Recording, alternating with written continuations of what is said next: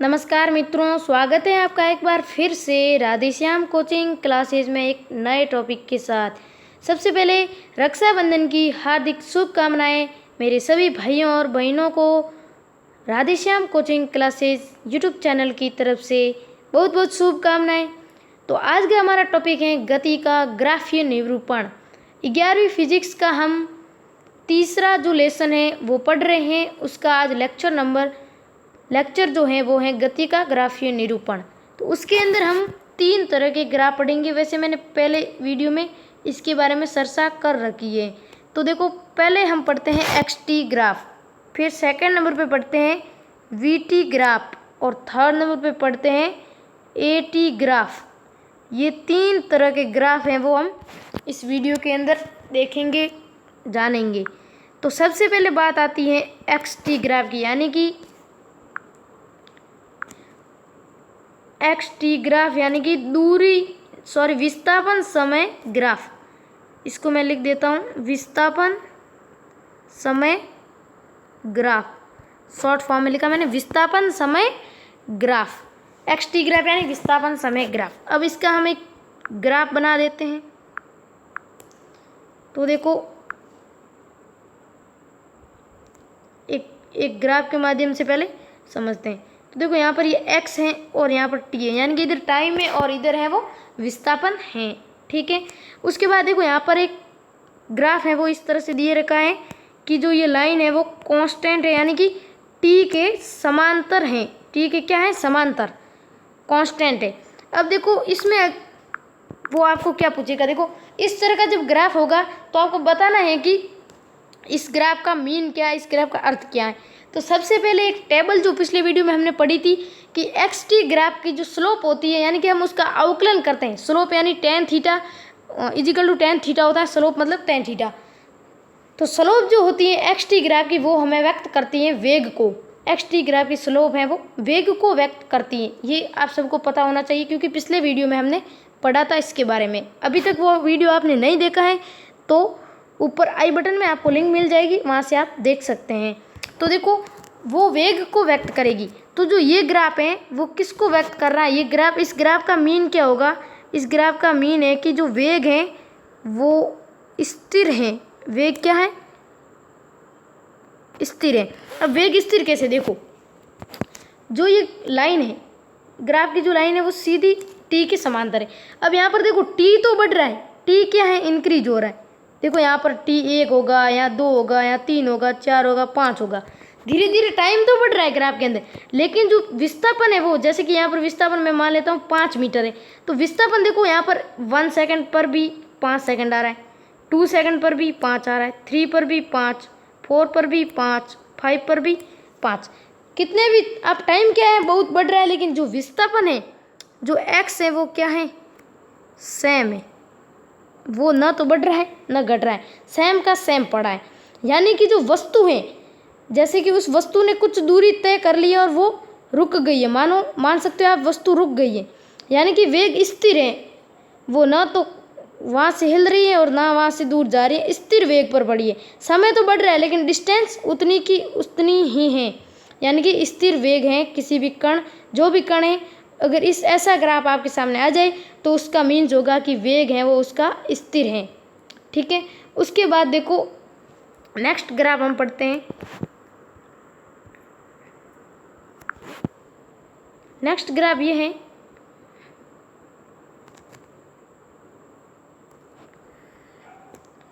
Next graph में देखते हैं क्या है।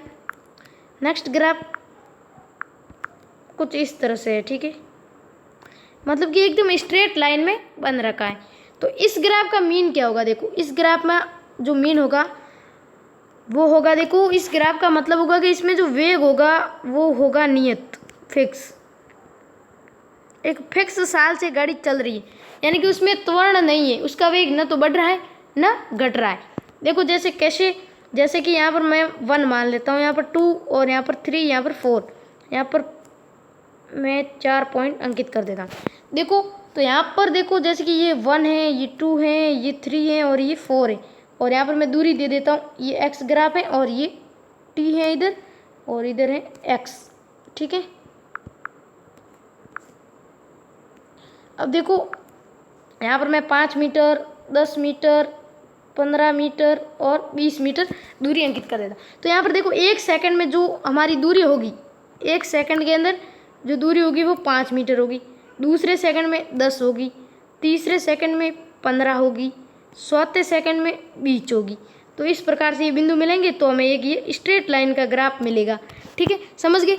अब देखो यहाँ पर 1 सेकंड में कितना था वेग, 1 सेकंड पे कितना था, 1 सेकंड पे था 5 मीटर थी उसकी दूरी, यानी कि 5 मीटर पर सेकंड उसका वेग था। ठीक है, अब देखो 2 सेकंड में उसकी दूरी कितनी हो गई, 2 सेकंड में दूरी हो गई 10 मीटर, यानी कि 1 सेकंड में 5 सेकंड और अगले 1 सेकंड में वापस 5 मीटर। पहले 1 सेकंड में कितनी थी 5 मीटर, अगले 1 सेकंड में और 5 मीटर हो गई, तो यानी कि 2 सेकंड में टोटल कितनी हो गई 10 मीटर। तो यानी कि उसका वेग क्या है, एक नियत है, उसका जो वेलोसिटी है वो क्या है 5 मीटर पर सेकंड, एक फिक्स वेलोसिटी है, ना तो घट रही है ना बढ़ रही है, फिक्स वेलोसिटी से वो गाड़ी है जो चल रही है, यानी कि 5 मीटर पर सेकंड, 10 मीटर पर सेकंड कुछ भी हो सकती है। यानी कि इसके अंदर जो एक्सीलरेशन है वो है 0, यानी कि उसके अंदर कोई त्वरण नहीं है, एक्सीलरेशन क्या है 0। तो इस ग्राफ का मीन्स होता है कि वस्तु है वो एक नियत चाल से चलेगी, वस्तु क्या है वो एक नियत चाल से चलेगी। तो इस ग्राफ का मीन होता है ये। यहाँ पर देखो नियत चाल कैसे पता चला, स्लोप से कैसे पता चलेगा। तो देखो यहाँ पर आपको सब जगह जो स्लोप है, जैसे कि अगर आप यहाँ निकालते हैं, जैसे कि यहाँ निकालेंगे तो चलो रेड ले लेते, यहाँ निकालेंगे थीटा सेम आएगा, यहाँ से निकालेंगे तो भी थीटा सेम आएगा, यहाँ से निकालेंगे तो भी थीटा सेम आएगा, यानी कि टेन थीटा जो होगा वो सब जगह समान आएगा, इसलिए इसकी स्लोप है वो सब जगह समान होगी, इसलिए वेग क्या होगा, इसका वेग जो है वो फिक्स होगा, एक फिक्स वेग से गाड़ी चलेगी। अब देखो नेक्स्ट ग्राफ आता है, नेक्स्ट ग्राफ है अपना ये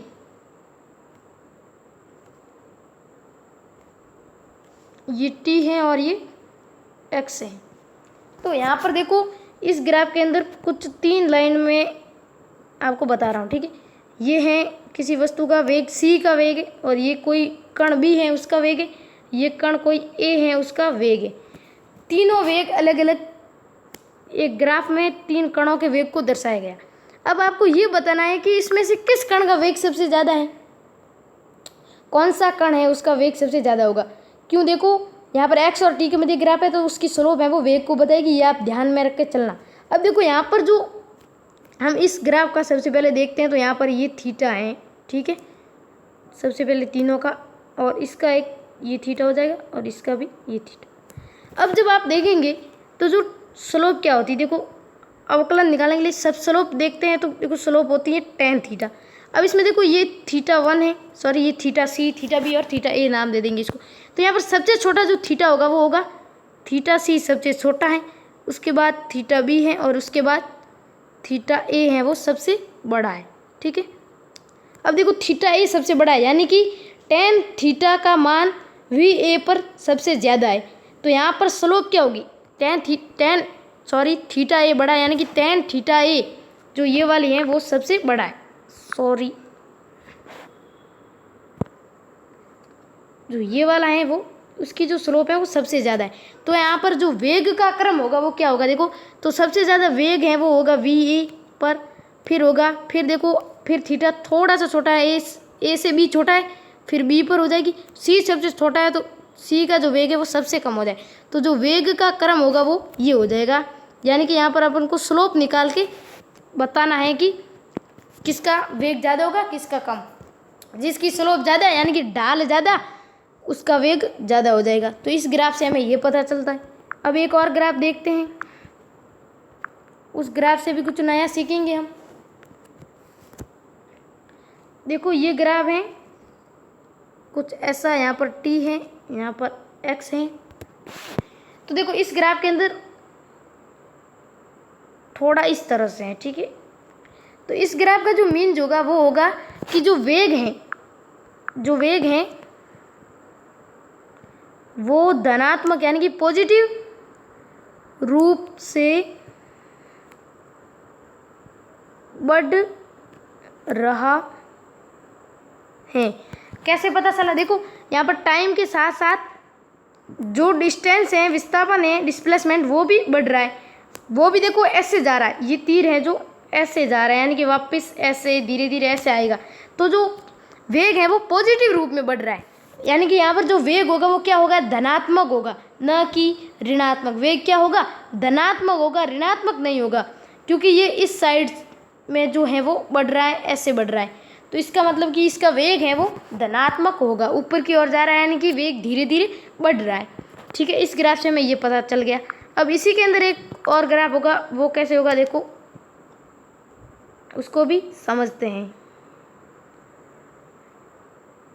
इसके अंदर ये ग्राफ जो है वो होगा उस तरह से ऐसे।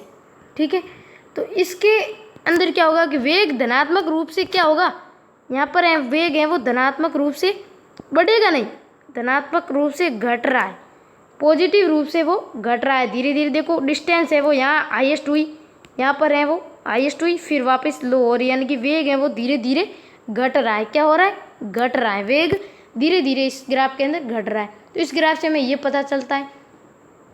और अब आप देख सकते हो, तो ये थे एक्सटी ग्राफ, इतने ही होते हैं एक्सटी ग्राफ। हमने एक्सटी के अंदर कितने ग्राफ पढ़े देखो, फर्स्ट पे था ये फर्स्ट, फिर उसके बाद हमने सेकंड पढ़ा है ये, फिर उसके बाद हमने थर्ड ये पढ़ा, फिर उसके बाद हमने फोर्थ नंबर पे ये पढ़ा। तो ये थे एक्सटी ग्राफ। कौन कौन से, एक्सटी ग्राफ, यानी कि विस्थापन समय ग्राफ था ये वाला। तो आशा करता हूँ आपको समझ में आ गया होगा। अब चलो नेक्स्ट क्वेश्चन, अगर समझ में नहीं आया तो फटाफट कमेंट कर दीजिए और आगे से आगे इसको शेयर कर दीजिए वीडियो को, ताकि और भी लोग जुड़ सके और इस लेक्चर का फ़ायदा ले सके। अब हम पढ़ते हैं वीटी ग्राफ। कौन सा पढ़ेंगे, सॉरी,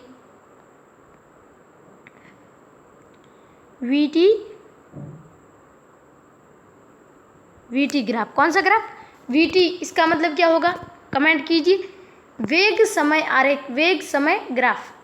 तो देखो इस ग्राफ की जो ढाल है, स्लोप है, वो किसको व्यक्त करती है, सबसे पहले मैं यहाँ लिख देता हूँ। इसकी जो स्लोप है वो व्यक्त करती है ए को, यानी कि त्वरण को व्यक्त करती है। tan थीटा इसका जो स्लोप होगी वो त्वरण को व्यक्त करेगी।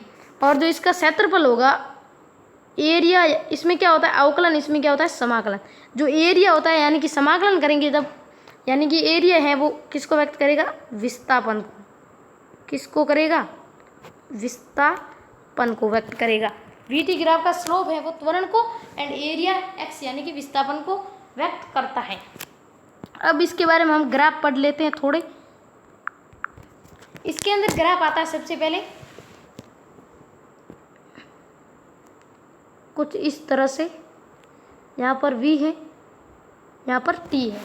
इसका पहला ग्राफ उसी की तरह था, कांस्टेंट। तो इस ग्राफ का मीन क्या होगा, देखो इस ग्राफ का मीन क्या होगा। अब वीटी की स्लोप किसको व्यक्त कर रही है, यहाँ पर त्वरण को। तो ग्राफ का जो मीन होगा वो हम त्वरण से निकालेंगे। अब देखो यहाँ पर समय बढ़ रहा है लेकिन वेग क्या है, उतना का उतना है, ना घट रहा है ना बढ़ रहा है, यानी कि इसमें त्वरण है वो क्या होगा, जीरो। यहाँ पर एक्सीलरेशन क्या है, जीरो। तो जीरो है मतलब कि वेग समान है, एक समान है। तो यहाँ पर क्या हो जाएगा, वेग समान है, वेग समान है, यानी कि समान वेग से गति हो रही है इस ग्राफ के अंदर, क्योंकि ये कांस्टेंट है, ठीक है, समांतर है। यहाँ पर एक्सीलरेशन जीरो है, ना तो वेग बढ़ेगा ना घटेगा। तो इसका मतलब वेग क्या है, समान है। ऐसे ग्राफ का मतलब क्या होगा, वेग उसके अंदर समान है। फिर नेक्स्ट ग्राफ आता है, देखो नेक्स्ट ग्राफ के अंदर हम देखेंगे ये टी है और ये वी है। नेक्स्ट ग्राफ है सीधी लाइन, स्ट्रेट लाइन। तो इसके अंदर देखो ये tan थीटा कहीं भी निकालोगे आप तो सब जगह समान आएगा। तो थीटा समान है यानी कि सब जगह स्लोप समान है। तो इसके अंदर जो a है यानी कि इसका मीन तो हम त्वरण से निकालेंगे, a बराबर tan थीटा सब जगह क्या है, समान। तो इसका जो एक्सीलरेशन है वो क्या है, नियत है, यानी कि एक नियत त्वरण, उस कण को एक नियत त्वरण या नियत एक्सीलरेशन मिल रहा है और उस नियत त्वरण से वो गति कर रहा है। फिक्स त्वरण है, क्या है उसका, एक फिक्स एक्सीलरेशन है, उस एक्सीलरेशन से वो क्या कर रहा है, गति कर रहा है, फिक्स एक्सीलरेशन से।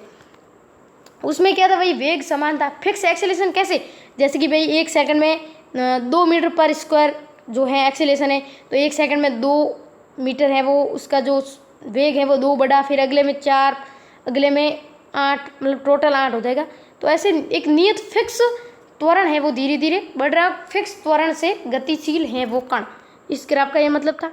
फिर नेक्स्ट ग्राफ के अंदर देखते हैं हम, नेक्स्ट ग्राफ देखते हैं। नेक्स्ट ग्राफ की उसके जैसा ही है 1 2, इसके अंदर हम चलो 3 गादियाँ निकाल लेते हैं। तो ये है AC, ये है AB और ये है A ही मान लेते हैं। चलो इसके अंदर देखो क्या होगा, अपन को पता है ये कौन सा है V और ये कौन सा है VT ग्राफ। VT की ग्राफ की स्लोप किसको बताती है, त्वरण को। तो इसकी स्लोप क्या है, सबसे ज़्यादा, फिर क्या है इसकी, फिर इसकी। तो देखो यहाँ पर त्वरण का जो क्रम है वो हो जाएगा, VC का त्वरण है वो सबसे कम हो जाएगा, फिर VB का, फिर VA का है वो सबसे ज़्यादा, यानी कि सबसे ज़्यादा VA का, फिर VB का, फिर AC सबसे ज़्यादा त्वरण A का, फिर B का, फिर C का सबसे कम होगा त्वरण। अब ये क्रम कैसे आया, तो देखो यहाँ पर जो थीटा होगा वो सबसे ज़्यादा है, फिर यहाँ थीटा थोड़ा कम है, फिर यहाँ थीटा क्या है, सबसे कम है। तो यहाँ पर जो tan थीटा यानी कि स्लोप है वो सबसे कम है, वहाँ पर वेग सबसे कम होगा। ये है इस ग्राफ का मीन। ठीक है, अब देखो ये थे VT ग्राफ। इस VT ग्राफ के अंदर हमने 3 ग्राफ पढ़े। आशा करता हूँ आपको अच्छे से समझ में आ गए होंगे। फिर हम पढ़ते हैं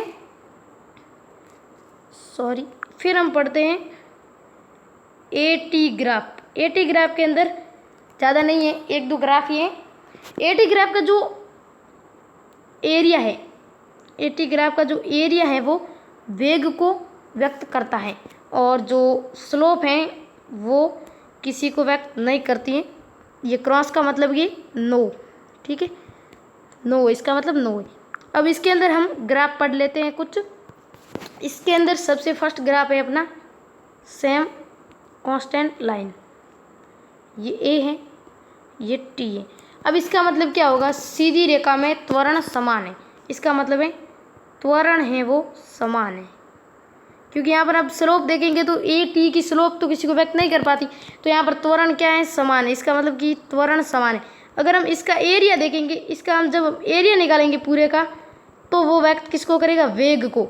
तो यहाँ पर हम लिख सकेंगे इसका भाई वेग होगा, जो एरिया निकालेंगे फिर वेग होगा, वो भी क्या होगा, समान होगा, प्रत्येक जगह पर समान होगा। इसके अंदर सीधी रेखा में त्वरण है वो समान है। तो इसके अंदर शायद ये एक ही ग्राफ है, ज़्यादा ग्राफ होते नहीं इसके अंदर। फिर भी अगर हम एक ग्राफ और बनाए तो ये बन सकता है भाई, कुछ इस तरह से बनाएंगे। तो इसमें भी वही होना है, बस एक समान त्वरण, एक समान त्वरण है, वो भी कौन सा, पॉजिटिव, और बढ़ रहा है त्वरण। इसके अंदर A और T ग्राफ। तो ये था graph VT graph, XT graph and AT graph.